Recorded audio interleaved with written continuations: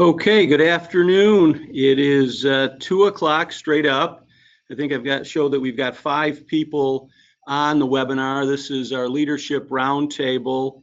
And the focus of our, and I might make it a little more conversational if we only have 5 people, try make it interactive. The focus is the way we're working isn't working. And I'd first like to congratulate everybody on the call because you have decided to take an hour out of your day and how you typically work to perhaps get a different perspective on this topic. And so you're already working differently. So congratulations to each of you for that. The agenda for today, and I don't have an agenda slide. I'm going to go over is first I'm going to start just with an overview. What we'll go over in the 55 minutes. And in the overview, I'm going to share my intention with you for this webinar. Then I'm going to give you a chance to think very deeply about the second agenda item, which is called the big question. The big question. Then it'll be the foci story, and I'm going to keep you in suspense of what that means. And then what I'd like to do is explore some old paradigms and some possible new paradigms as it relates to work and how we work. And then the last topic that I'd like to review with each of you is this idea of changing your schedule can change your life. And so that's where we're going to go today, and I'm going to keep everybody on mute until raise your hands. I don't know if people are familiar. There's a place where you can raise your hand. Right now I'm showing we have 8 attendees. If it gets too large, I may not draw everybody into the conversation, but let's see if we can't get some people. So let me share my intention for today. And my intention is pretty simple. What I'd like to be able to do in the course of this webinar is to get you both thinking and then ultimately experimenting with the way you approach work. Now, I want to be very careful because sometimes I have a strong opinion on things, to not be judgmental about how any of us work. And I also have to recognize that many of us work in a larger system. So there are, probably some guidelines, some constraints, some cultural influences to how we actually go about our work. But I want to repeat that. So my intention for you is to get you both thinking, but then more importantly, experimenting with the way you approach work. Towards what end? Towards the end of being more productive, less stressed, and more impactful. I do want to do a little test here. So this is the big question. And I'm going to give you a few minutes to think about it, because I've been thinking about the question for a couple weeks as I prepared for the webinar.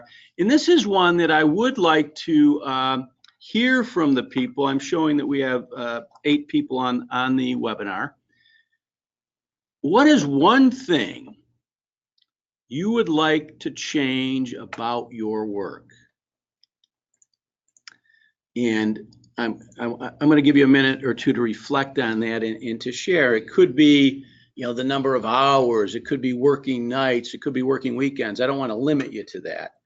But I'd like everybody to think about and answer the big question. If it's useful for you to write it in a journal or to write it somewhere where you'll see it, what's one thing you would like to change about your work? And maybe if you want to add about the way you work, because that's a little bit more in your influence and control.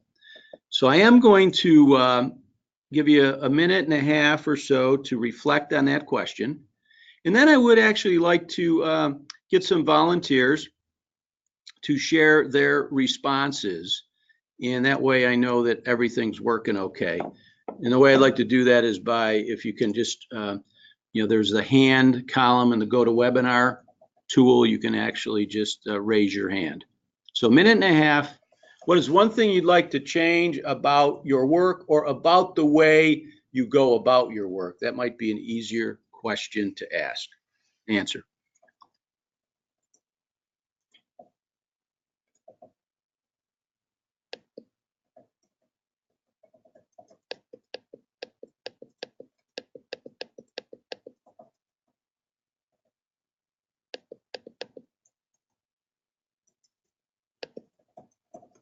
I have a question.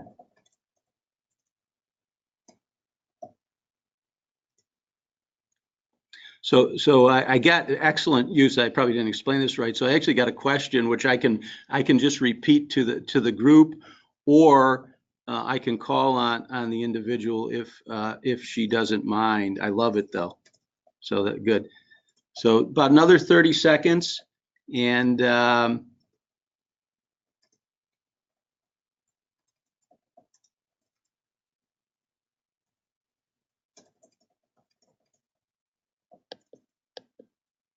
okay.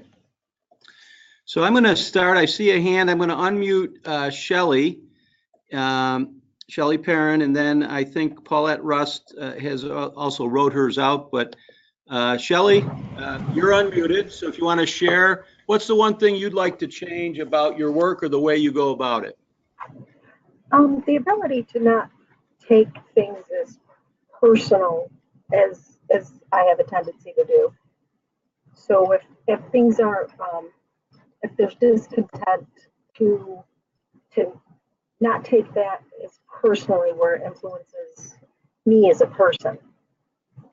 Yeah. So and then, you know, I mean, this is challenging, right? Because work is important. You want to do a good job, and so I think just being able to look at that. And I wasn't planning on talking about this today. I'm learning a new tool called the Wheel of Awareness. But just being able to look at it, and to be able to look at it from a place of more space, that there are a multitude of ways you could respond to anything that occurs, and so that we feel like we have more choice. But that one's a tricky one. That's probably one of self-awareness and self-management. And the wheel of awareness might be something that we can talk about. That's another webinar. But thank you, Shelley, for starting us off. I'm going to put you back on mute just so we don't get background noise. And Paulette, you put it in a question, but would you mind sharing what you wrote with the rest of the group? Sure. I put in that I would like to be able to better focus on my time, because sometimes I'll go in with the best of intentions and my time gets hijacked. Yeah. And by the end of the day, I haven't finished what I set out to work on. So a couple things there. I think managing interruptions is one potential technique that could be useful in that. This is taught by the Franklin Covey organization. Couple questions when someone comes to your door or comes to your cube, asking them what is it they need to determine importance, and then how soon do they need it to determine urgency. Sometimes that can be an effective tool in at least managing or mitigating interruptions. I think the other thing for me is to just maybe under plan my day, and also time block and maybe work outside of my office space so that I can't be so easily interrupted if it's work that requires a high level of focus. And certainly if other people have tips, please raise your hand, and we can, let's hear from some other people. Who else would share for us? What are some of the things, one thing you'd like to change about your work or the way that you go about your work? Good, Shelley. And I'm looking for a hand, and then I will unmute. I'm going to, Paulette, I'm going to put you back on mute. Thank you. Who else? I got a short list so I can call on you, but if somebody would like to volunteer, that would be great. Jacob, how about you helping me out? I didn't see a hand there, but what's one thing you'd like to change about the way you work or your work? I guess one thing I'd like is to improve the way I validate success, right? How I measure that something that I've done at work has made an impact. How do you currently do it? Going out and talking one-on-one with people, but that varies from individual to individual. It's hard to measure at work overall how we're doing. Okay. Sometimes that's a challenge. Yeah, and depending on the type of work, and I think I'm familiar, with the, kind of the cultural work, the teamwork. Some of that is a little more subjective, and some of it might be over time as well. It might be good to look at how you can establish some baseline measures, sometimes through use of, surveys or even short survey monkeys. And I know that you've had a lot of surveys at your place, so that may or may not be the most effective way to do it right now. But we'll noodle on that, see if we can come up with some other possibilities for you. I think we're a small enough group that we can hear from everybody. I just don't want to catch you short. I want to make sure that everybody's ready.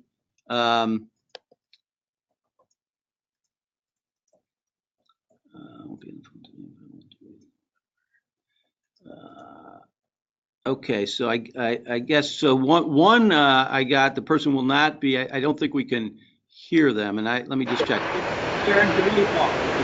That's why. She posted a question. One of the participants.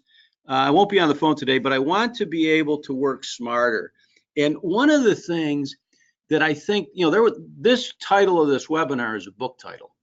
And I think one of the things that's obvious is that the way that some of us work is not sustainable.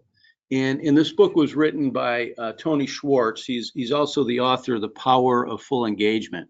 And this idea that we work as if we have infinite capacity. We work and we're trying to actually manage time, which is an illusion. All we can really do is manage our energy. And so part of this, we'll talk a little bit later, is really requires us to make some paradigm shifts and to be willing. This is the interesting part. And to be willing to experiment with changing things up without necessarily knowing how it's going to turn out. And I think that's one of the things that I found most difficult. I have recently changed my schedule fairly dramatically after getting a little bit of a wake-up call regarding my health. And even with that wake-up call, it was difficult to change things up. We are so conditioned to work in a particular way. And we'll talk about that and have some fun with it when we get to the other paradigms. I'd like to hear from a couple other people. And if you don't mind, I'm going to call on you. So let's see. I've got, I want to make sure that people are online. So I'm going to go to Rob. Rob, you there? I'm in listen only mode. I can hear you. So maybe. Can you hear me? I can hear you. So it must be, yeah. Okay, so you're hearing me through my computer. That's good. I'll try not to make any extra noise. Okay. So what's one thing you'd like to change about the way you work or your work?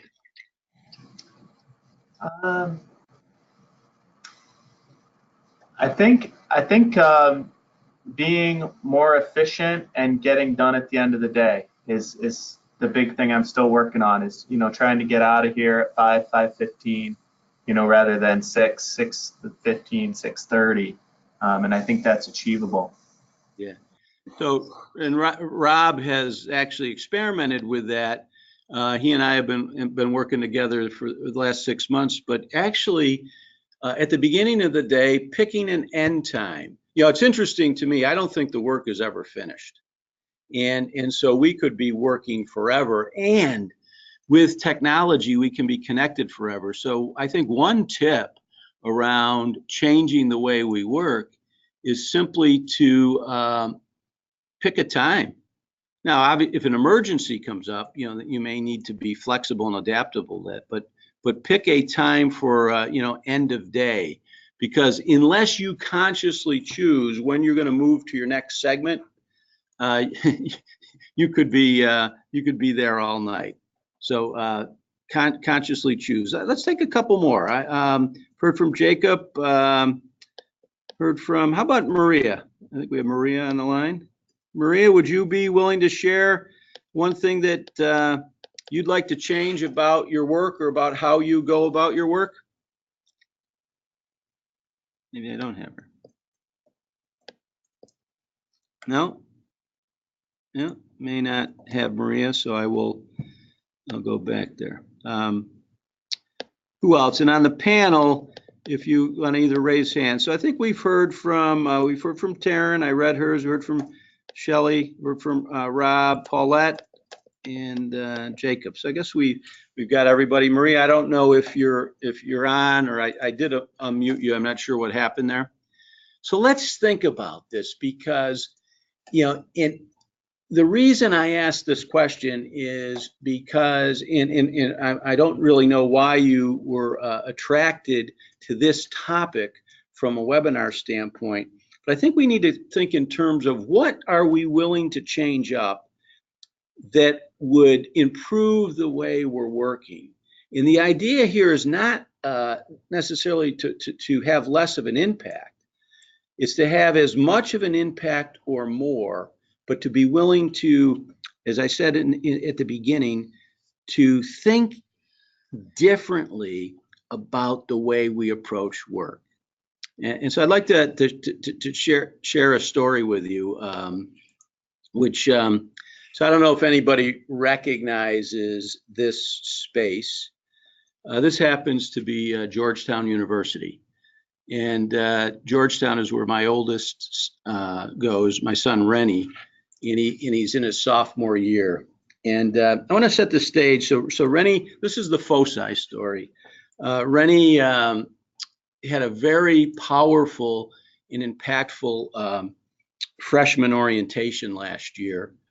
And it was part of this foci group where they actually went into the community of DC and volunteered, worked with homeless people, did various activities from a social justice perspective as part of an orientation program. And he was really moved by it. So when the opportunity in the second semester of his freshman year came up to become a volunteer leader for the incoming freshmen of 2018, he could hardly wait.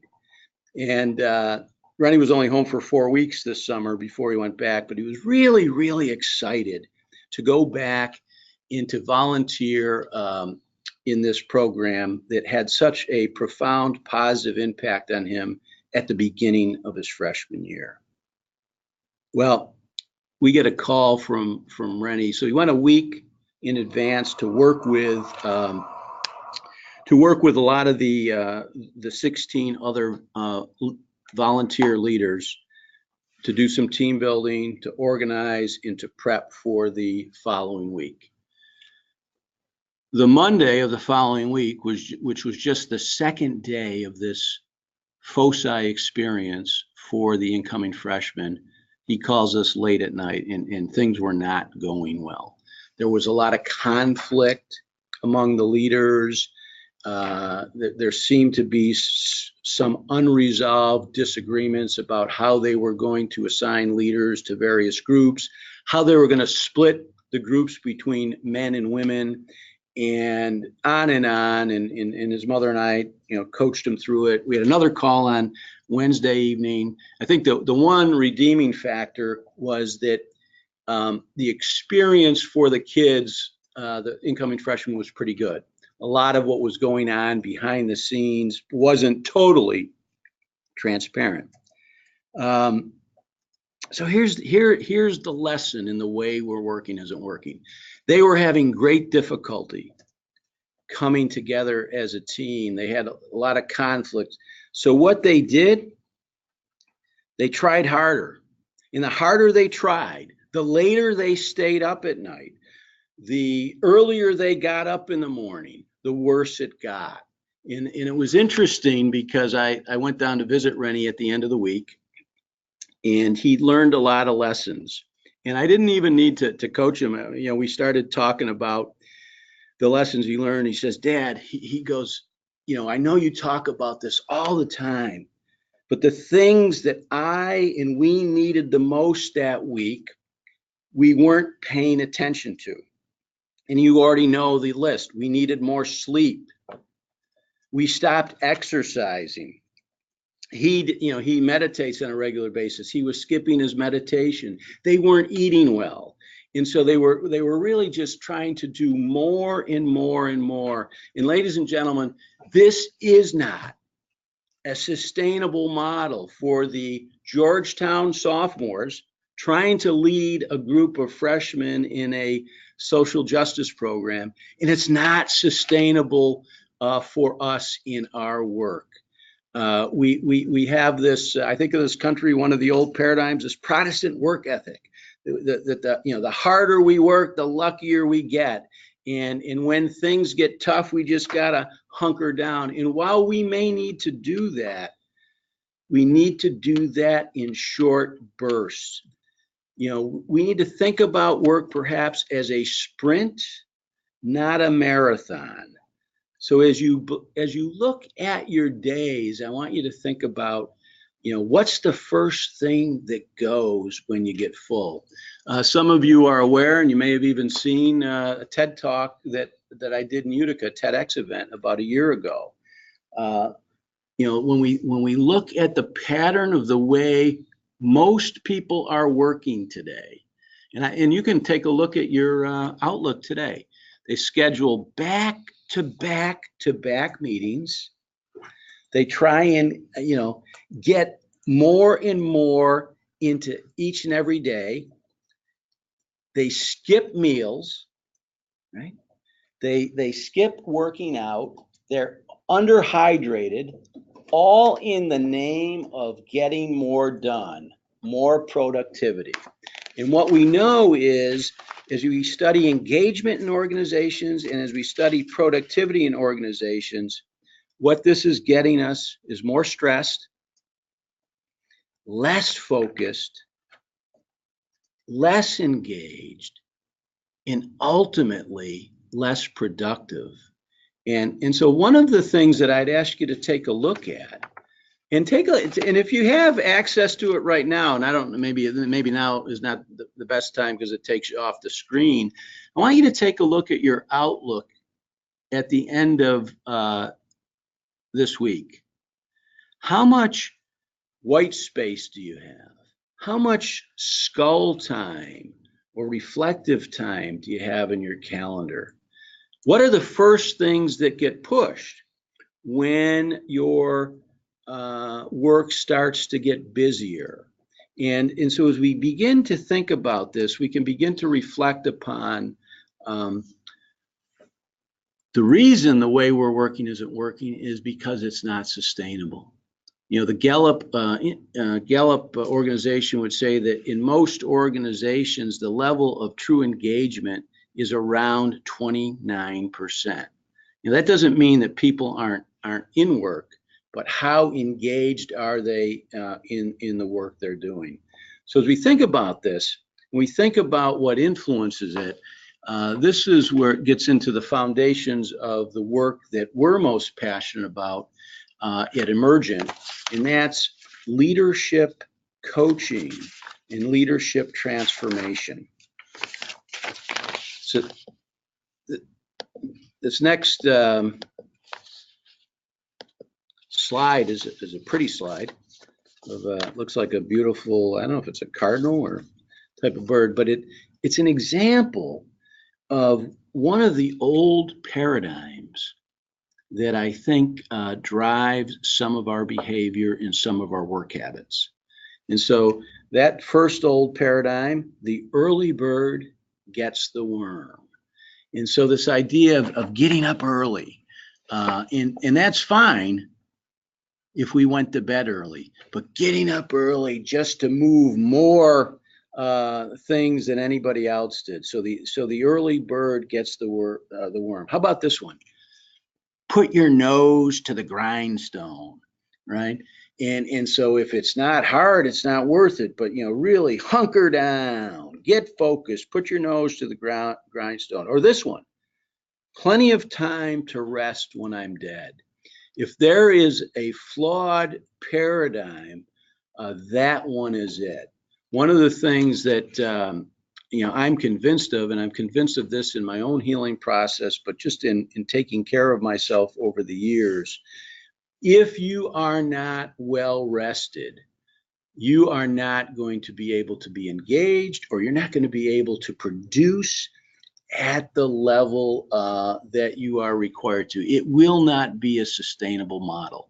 The research, and I'll talk a little bit about this as I move into some of the new paradigms, but the research around sleep is almost without question, it's fairly consistent over time. It's fairly consistent over time that we need, particularly as adults, between 7 and 8 hours of restful sleep per evening. And one of the main reasons, it's not the only reason, that our sleep gets abbreviated is because of our work. So let's come back to this. The way we're working isn't working. We had an event last evening. A couple of folks on the call were there. Fun event. Brought in Mike Hopkins to speak at our leadership summit. It was a great event. We felt good about it. I think people that were there felt good about it.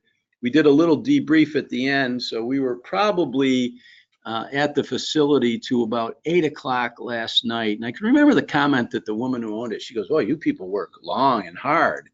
And there was probably a time in my life when I would have taken that as a compliment. We were kind of quick to correct her. Now, this is an exceptional day. We typically don't work this long and hard. And that's not to say we're slacking, but I think we have found a cadence in what we call the work-life dance, right? Finding the rhythm, and we like to call it work-life integration.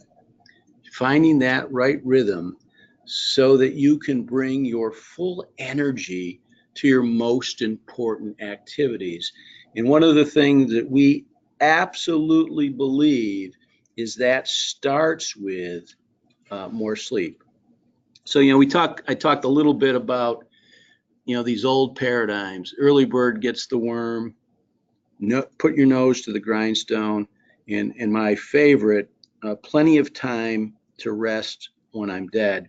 I'd like to replace that with, we talked about, integrated movement. In fact, right now, I want us to kind of re-energize. And so I'm going to ask everybody, and I can't see you, but I am going to ask you to play along, as long as it's safe for you to do so. If you just stand up at your desk, let's change it up a little bit.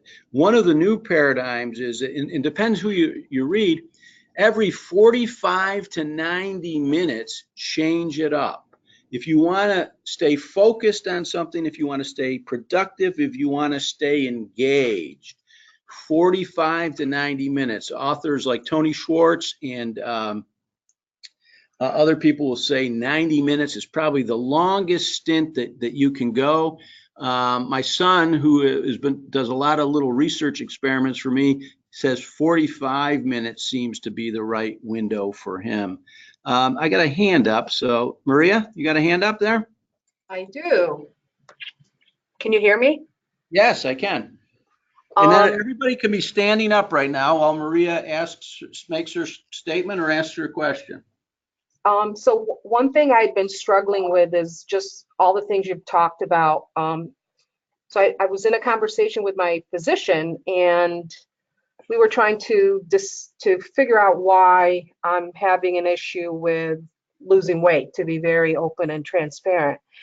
And so she encouraged me to get a Fitbit. Okay. And the amount of data that you can get from that is astounding. And it's all the things you pointed out. I'm not sleeping well. I literally, in an 8-hour day, maybe do 700 steps, while on the weekend I have no problem between 8 and 5 getting 10, 12, 15,000. Nice. So, I think that's one tool that if people don't have a Fitbit, or can use their iPhone or can use something, I really wasn't aware of it until I had empirical data Yeah. to tell me what I wasn't doing well. Well, and what I love about your example, and I appreciate you sharing it, is that, you know, awareness is the first step in transformation. So the difference between what you do during the day at work, and by the way, and no offense to any current or former smokers, sitting is the new smoking. So Maria just pointed out during the work week, 700 steps. On the weekend, no problem getting over 10,000. Did I get that right? Correct. Wow, you know, what a huge difference. And so as we think about this, you know, and so getting up, standing up, that's part of it, but then walking. The other thing, you know, and we do a lot of, I think in most of the people on this call are familiar with emotional intelligence. You know, how do you make connection with people? You make connection with people by actually having a conversation with them. So think about integrating movement with relationship building, with creating the connection. How can you get creative about tying getting up and taking a walk to some business objective that you need to accomplish as well? I mean, that's really stark contrast, right? Between, it's interesting and culturally how this changes. My brother, who has lived in New York City for 35 years, and he's not owned a car, thank God. His driving is not that good. He does 23,000 steps a day, almost every day. Now he walks to work, he walks to a lot of places, but how do we, without necessarily changing our exercise routine, how do we get more aware, as Maria pointed out, but more movement? And so, you know, standing is one way, but it's not the only way. So that's Fitbit. I think that's a great idea. You know, they also, and I know that in one of the things my doctor has told me, even around weight loss, is the less sleep you get, that also impacts our ability to lose weight if that's a desired goal. I think health is kind of the overall goal. So think about that, right? More movement. And if you have a way to measure it, integrated movement, think about chunking your day differently. You know, 90 minutes and then take a break, and at the break actually physically move. You know, one of the things that we do and we've had probably the most success in this year class of Lead Forward with water intake. Now, depending on I think the new regulation or the new guideline for water is half your body weight in ounces. Right there, you know, it used to be 8 glasses, 64 ounces, but for someone of my weight, that wouldn't be enough. And for someone who's lighter, that might be too much. And so, you know, here's another change you can make. What'll that do? Now, here's one of the things it'll do in the short term. If you're not drinking a lot of water, it'll increase your steps to the bathroom, because there is a formula around input and output. So you'll actually get more steps on your Fitbit by drinking more water. But play around with the one experiment I would really ask you to think about is playing around with this 45 to 90 minute work chunks. The other thing, and I think this is, you know, around the new paradigm is really we are managing energy, not time.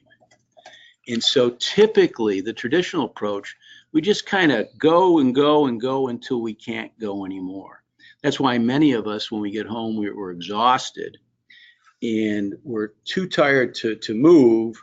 And then we sometimes eat, not because we're hungry, but just because it is comforting at some level.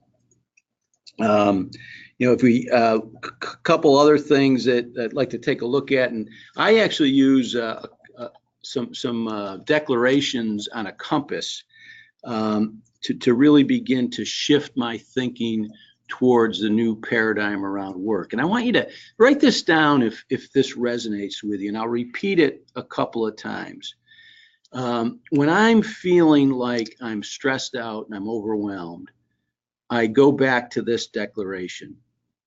I will have all the time I need to work on what's important. and I'll repeat that, I will have all the time I need to work on what's important. When we move at warp speed, we lose perspective. When we lose perspective, the things that are urgent seem to take on a level of importance. So just kind of using that. I actually, one of the ways that I change the way I'm working is I actually post those kind of statements to be constantly reminded. Fitbit is helping Maria and others be aware of how many steps. These statements kind of have an ability to focus us on what's most important. The other couple of paradigm shifts, and these are also declarations I use to shift up the way I'm working, is I can relax at any moment. I can relax at any moment. And so I talked about the wheel of awareness early. It's this ability to kind of create some space and be able to recognize that I have other choices than to just grind it out. I have other choices than to staying late. I can be more innovative by putting some perspective around it. Doesn't mean that the work doesn't get done, but perhaps the work gets done differently. And then the last one is I will let the action come to me. I will let the action come to me. Some of you have taken our Manage Forward for the Emergent Leader or the Emergent Leader course, have seen us talk about weekly planning. And I think weekly planning is also changing the way we're working. A lot of people are in such a reactive mode, and they're in the old paradigm that all they do is daily planning. And daily planning tends to be more reactive in nature to what's ever pressing, proximate, and popular. Whereas weekly planning begins to put a larger lens, a broader perspective on what we're doing, and it allows us to make choices based on what's most important. I think one of the things, and this is could be a little trickier, so I want to be careful that I don't just sound flippant around this. One of the things that's important is what we say no to can be equally as important as what we say yes to. So as we begin to change the way we're working,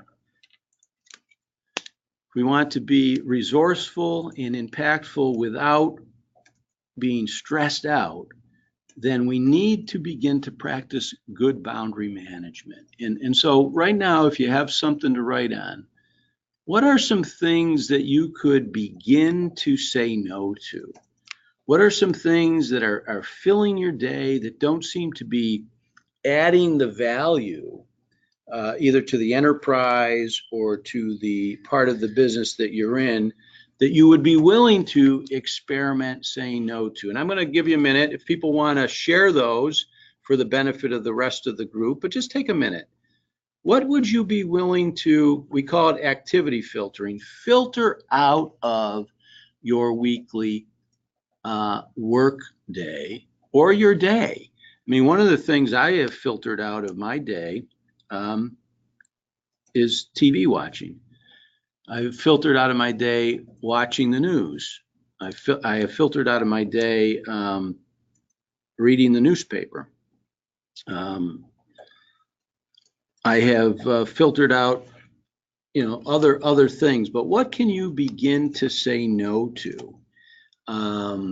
Things that might change the way you work, change the way that you look at things. Let's take a minute, and if there's any volunteers to share some, just let's use the GoToWebinar dashboard with a hand raised, and I'll call on you.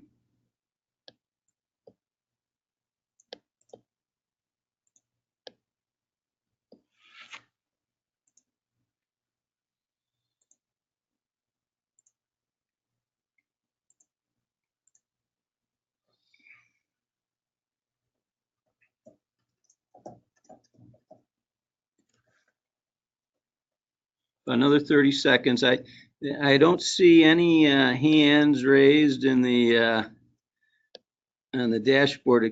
Oh, no, there's one. There's a couple. Sorry.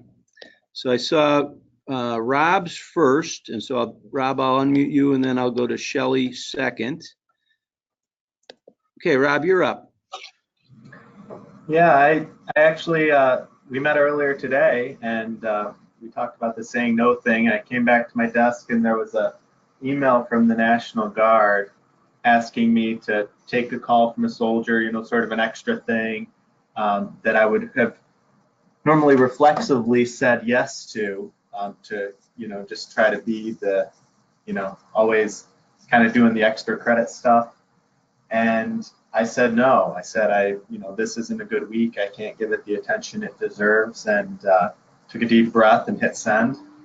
Pretty good about it. So that was an example for me. You know, I can do it. Very specific. How'd that feel? Good. Good, bad. Yeah, after I did it. Yeah.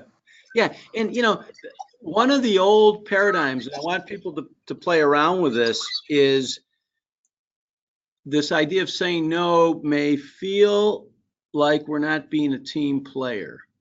And so I want us to be mindful of the reason we work the way we work is out of positive intention. It's out of trying to contribute. And so this is a little bit swimming upstream, changing it up a little bit, doing weekly planning, working for 90 minutes at a time, and then taking a movement break, setting a hard stop at end of day, not being on too many boards. I'm on 2 boards, and I've been asked to be on 2 more this year, and that's not going to work for me with my current scheduling. So, you know, playing around with these different options. Hopefully you're coming up with at least 1 or 2 ideas that you can play around with. Shelley, I'm going to unmute you. Mine would be trying to not let myself get pulled into conversations that there's topics that we typically have hashed over multiple times, and they just keep going around in a circle. Like, you never make any progress on the topic, and it can be, you know, 2-3 hours of just rehashing that same thing, which can often lead to being here nighttime, you know, 7 o'clock at night or so, because you're just rehashing in a circle the same topic over and over and over. I think this is an example that many people can relate to. We just finished reading a book as a ownership team called Get a Grip. And in Get a Grip, they talk about issues that keep coming up over and over and over again. And that's an example of the way we're working isn't working. We need to identify if this issue is important enough to deal with it. What does dealing with it look like? And when will we deal with it? Will we deal with it in a weekly meeting?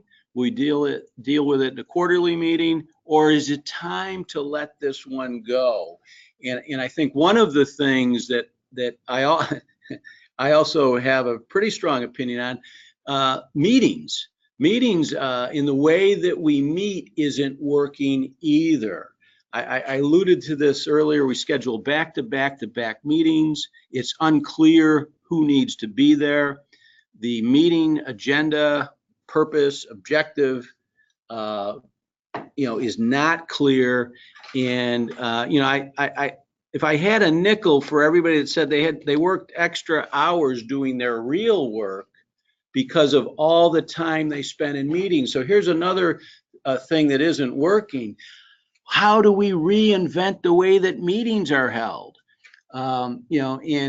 Starting on time, ending on time. If you've got a 2 o'clock that lasts to 3 o'clock, you cannot be in a 3 o'clock that lasts to 4 o'clock. And so we begin to kind of take that back. So Shelley, on yours, I like it. I think this idea of, let's have a mechanism to deal with the issue.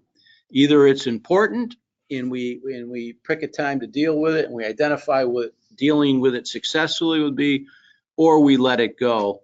But we need to have some way of not rehashing over and over again, because that typically isn't working. Anybody else before we move into kind of the last piece? And I do want to wrap up by 2:55, just in case any of you have a 3 o'clock meeting, so that you don't feel like you're rushing to that meeting.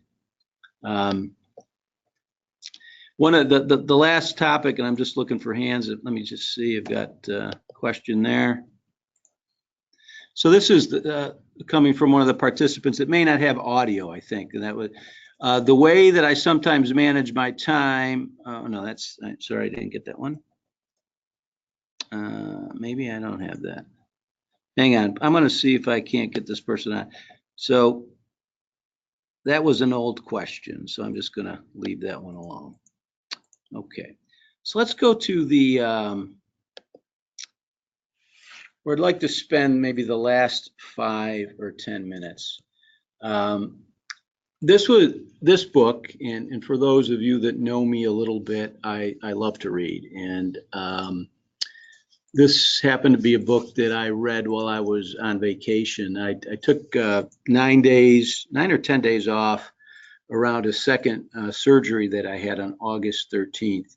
Surgery went well, but because of the surgery, I couldn't, and I felt good afterwards, but I was limited as to what I could lift. I think it was like 10 pounds. So my physical activity was limited. So the 9 days were spent reading. I think I read 9 books.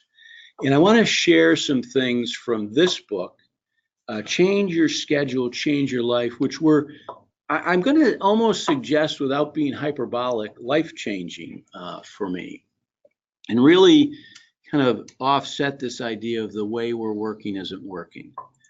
So one of the first things that I realized is that I build my workouts, my social activity around my work schedule. And, the paradigm shift is to kind of build your schedule around your health. And you can see in the subtitle of this, how to harness the power of clock genes to lose weight, to optimize your exercise and workouts, and to finally get a good night's sleep. So one of the things, and I can't see everybody on the call, and I know some people on the call actually work in 24/7 operations, which begin to play havoc with the natural circadian rhythm. So my wife and I are having an ongoing debate. She'll probably win because she's smarter. We're in an ongoing debate around, she's a night person. And what this doctor, I can't pronounce his last name, suggests is that, we all really are built around the natural light. And as we build our schedules that way, we're going to optimize our effectiveness and health. Now, many people, because of schedule, because of being in the restaurant or bar business or doing shift work, can train themselves to be night people. Now, you might find some research that's slightly different, but as you begin to think about this, and I offer this book as just something that you might play or experiment with, is that there are optimal times to eat, optimal times to work out, and optimal times to sleep. And so if we're really looking to be more productive and to change the way we're working, first start with changing our own personal schedule. And so just a couple of examples, a couple of highlights from the book. So 7 to 8 hours is what's suggested for optimal sleep. 10:30, you should be in bed by, falling asleep. So just play around with this. I'll just ask you to stay open, which means getting up to get 7 to 8 hours around 6 a.m. I've heard mixed reviews on the next thing. They do talk about you should eat something light in the morning, and because that's going to jumpstart the metabolism. The suggestion this doctor makes is oatmeal, interestingly enough. And then, and this is the part I've been struggling with a little bit, but I'm open to changing it, is that the ideal time for movement to work out is in the morning. in the morning. Now, most people work out or when they get home if they have time, but it's the first thing that gets pushed. And if you think about it from a physical leadership quotient, that actually robs us of the energy, the focus, and concentration to be fully engaged during our 8 or 9 or 10 hours at work. Biggest meal of the day. And these are all things that we can experiment with. And I've experimented with all of them in the last couple of weeks. The recommendation is lunch ought to be the biggest meal of the day. Well, I'll make this a rhetorical question. How many of you skip lunch? How many of you eat lunch on the run? Or how many of you eat lunch at your desk while working? And so as you think about one of the ways that we can change the way we're working, we can optimize both our health and our productivity, is to be willing to experiment with making lunch the biggest meal of the day. And then dinner, which is recommended at not later than 6:30, but if you're getting home from work at 6:30, pretty difficult to manage, is lighter. It is earlier and lighter. And the author of the book, Change Your Schedule, Change Your Life, suggests that no eating or snacking after 8 o'clock. And so as we begin to look at, I just didn't look at the work schedule, but the way we're working isn't working because we have chosen a non-sustainable model, most of us, and we have chosen a model that goes against the natural rhythms of our bodies. And I know this is difficult because, I've had a wake-up call. And even with a wake-up call around health, and I thought I was taking care of myself pretty well, it's been still challenging for me to build my schedule around my health, as opposed to fitting in eating well, exercise, and sleep around my work. So one of the things I'd ask you to do, and this is a commitment to yourself, and I'm certainly happy to tackle any questions if you want to email me.